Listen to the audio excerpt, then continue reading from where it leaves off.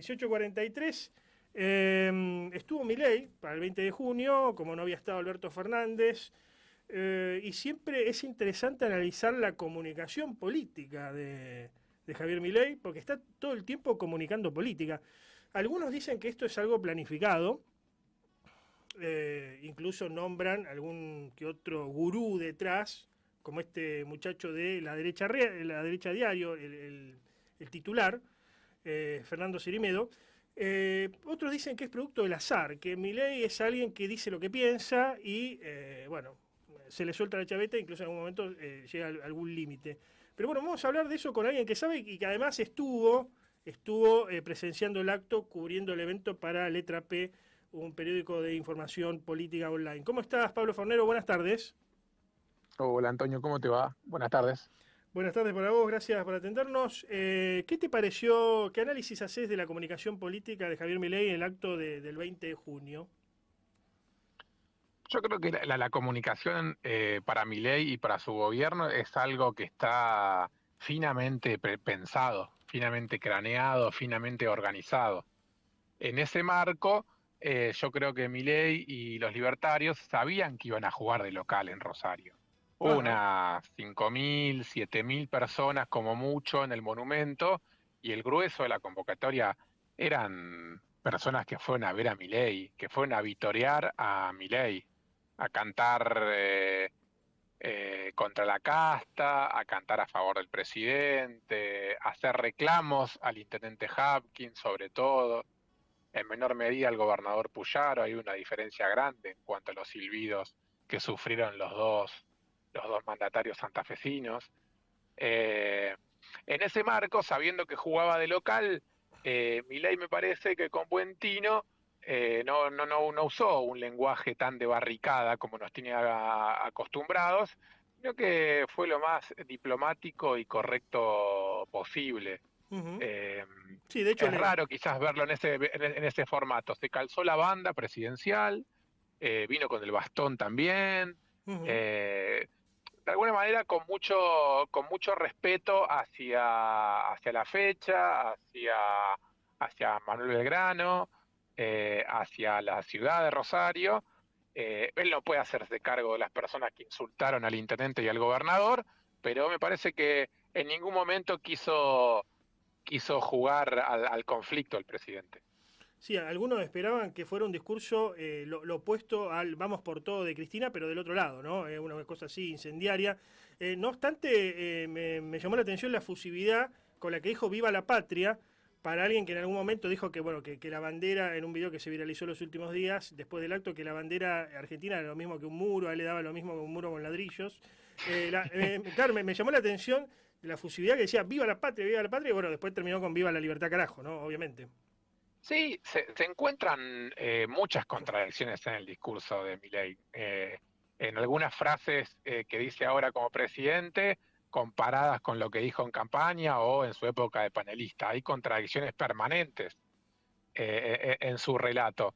Si es verdad, como decís vos, dijo Viva la Patria, después cerró con un Viva la Libertad, carajo, que fue vitoreado por toda la gente, e incluso también de un devuelto con un viva por el gobernador Puyaro.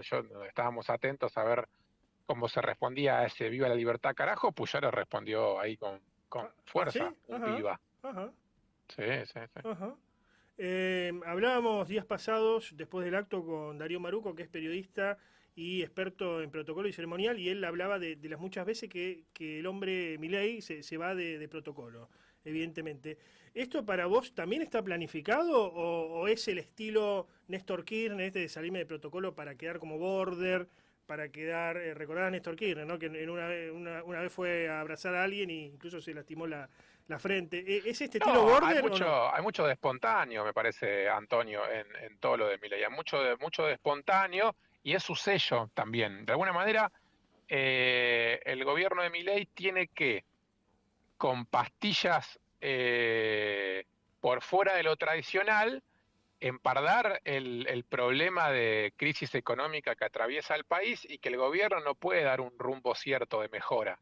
Claro. Mantiene niveles de adhesión considerables, Milei, para todo el ajuste que puso en marcha, sobre todo en una confianza que una buena porción de los argentinos le tiene, sobre todo el interior del país, no tanto en el AMBA, eso hay que remarcarlo, sobre todo el interior, y también por su sensación de espontáneo, de que no tranza, hablando mal y pronto, con la casta, una persona muy irreverente, que se disputa, que enfrenta al poder tradicional, todas cuestiones que Milei resume en eso de dar la batalla cultural, ¿viste? Que lo plantea en esos términos, y encuentra coincidencias y respuestas en una buena porción de argentinos por el momento. La incertidumbre y la duda de todos es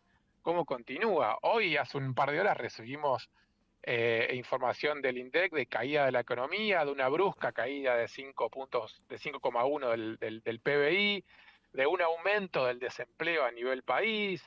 Bueno, son datos oficiales del propio gobierno, del INDEC, que prenden una luz de alarma y nos hacen preguntar cómo continúa Milei en el ejercicio del poder, de la presidencia, y si ese nivel de imagen positiva que tiene no empieza a caer. Es la gran duda que tenemos todos por estos días. ¿Cómo analizás la posición de Puyaro frente al gobierno nacional? No solamente a partir de este acto, sino en otros encuentros públicos o incluso cuando se le pregunta a Puyaro sobre el gobierno nacional.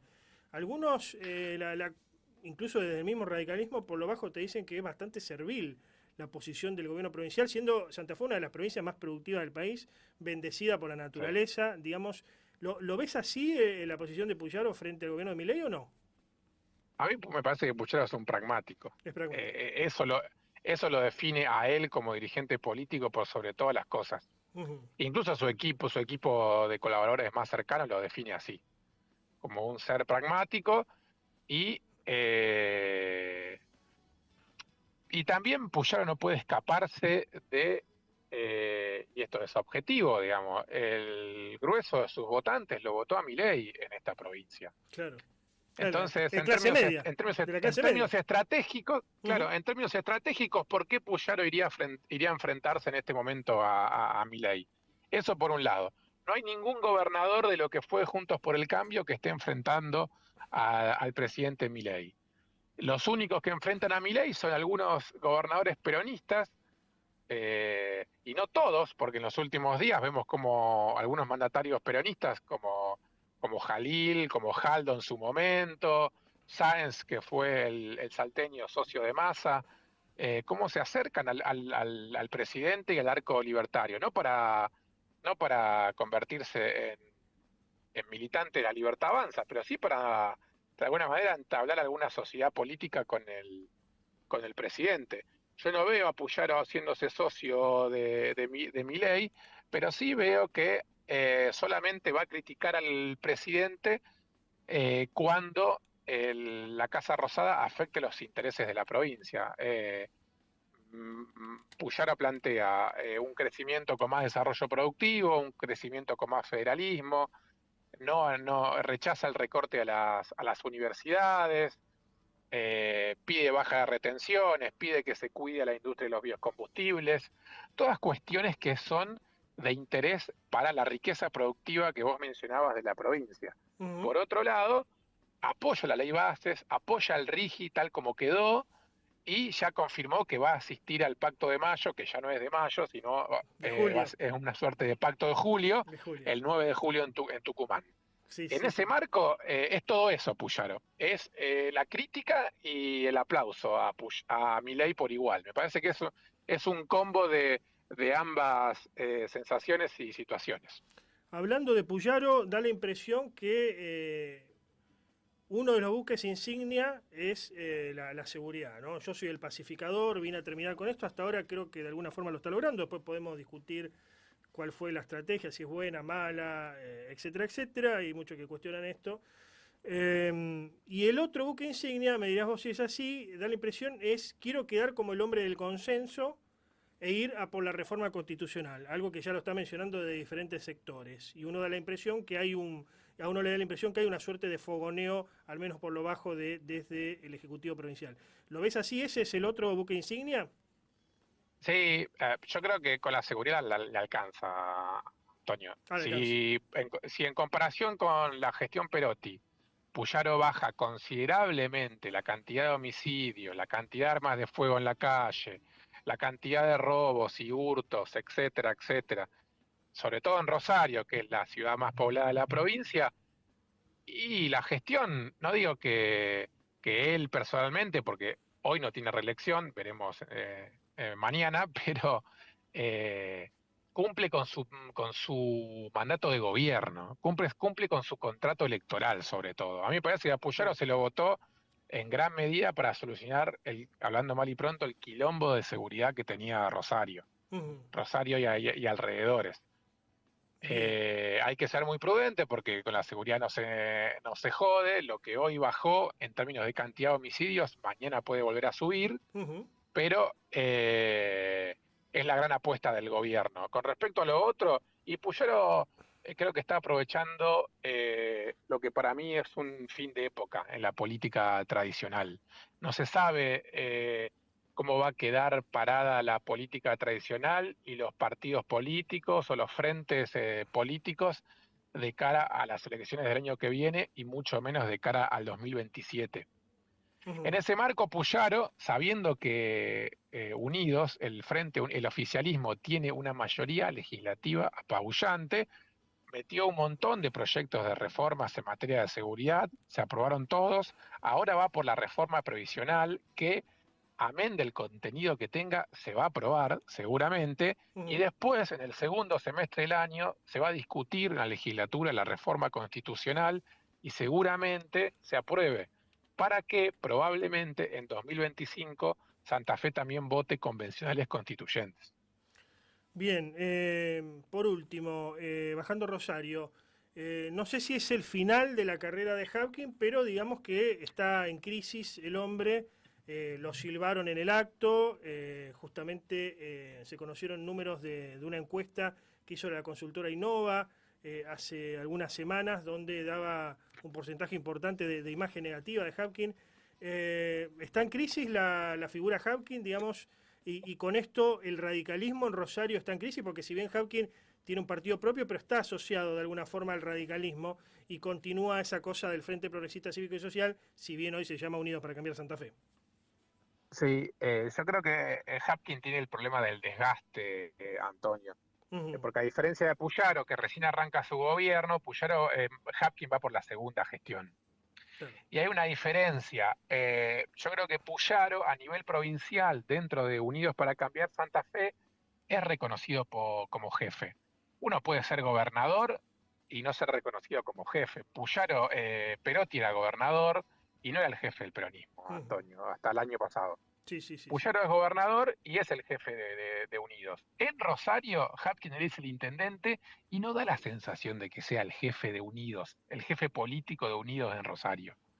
El año que viene va a ser interesante en términos de elecciones, porque Unidos, Hapkin, entiendo, va a poner a un candidato suyo o a una candidata que todavía no está claro quién puede ser, pero Puyaro seguramente también va a querer tener un candidato propio.